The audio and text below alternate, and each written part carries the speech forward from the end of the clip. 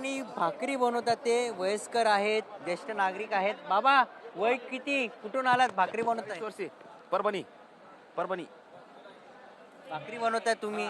पोळ्या काय काय जेवण काय बनवतात ते? वरण चपाती भात पोळ्या. घरात जे जेवण बनवलं जातं ते ह्या ठिकाणी बनवताय तुम्ही? हा हा घरी जे आहे तेच आहे. काय सांगाल, सगळं साहित्य सोबत आणले तुम्ही? समजा साहित्य आणलंय.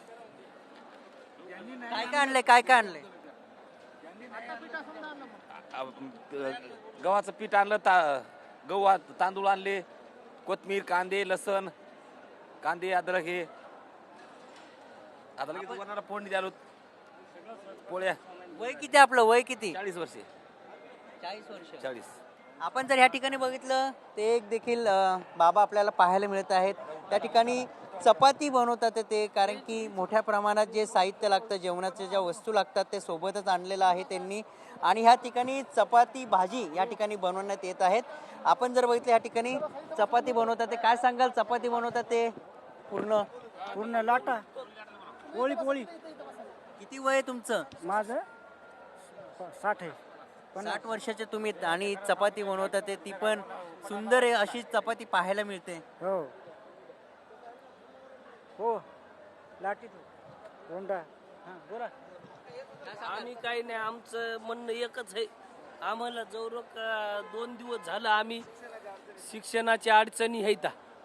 आपल्याला वाटलं जरांगे पाटलाचं मळं, आम्ही म्हणलं चला, आम्ही पाटील माणसं पूर्ण जरांगे पाटील आम्ही सगळे.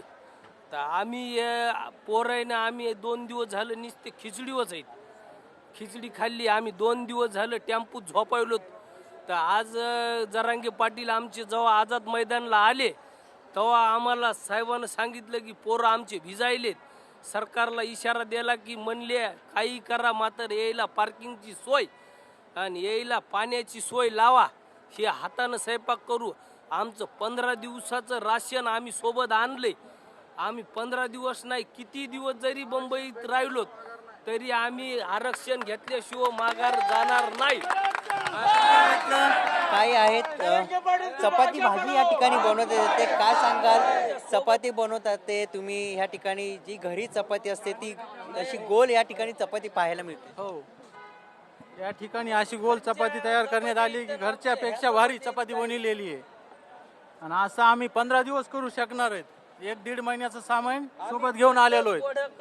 घरची आठवण येते का आपल्याला? कारण अजिबात नाही घरची अडचण, काही त्रास नाही, काय नाही. जरांगे पाटलाने एवढा त्याग केला. तुम्हाला फोन येत असेल की जेवलेत का तुम्ही काय? हो, फोन येतो ना. चिंता करू नका म्हणतो, सगळा आनंद येतोय. आम्ही आरक्षण घेतल्याशिवाय वापस येणार नाही. ज्या दिवशी आरक्षण भेटेल त्या दिवशी आम्ही वापस जाऊ. काय गैरसोय काय झाली आज सकाळपासून? कारण की आजची आमची काही गैरसोय नाही.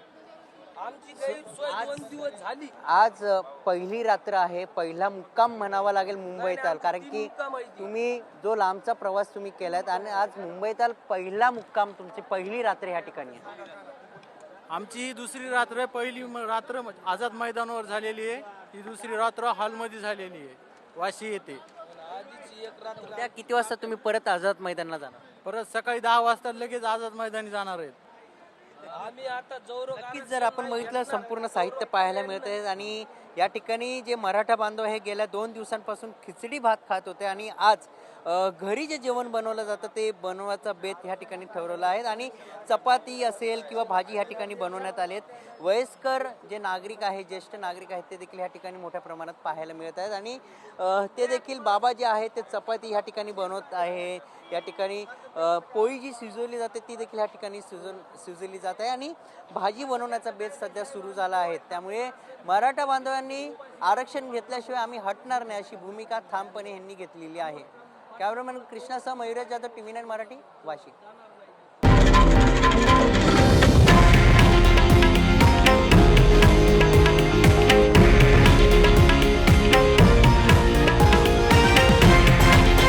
हे आहे देशातील नंबर 1 न्यूज नेटवर्क आणि आपण पाहत आहात TV9 मराठी, एकमेव.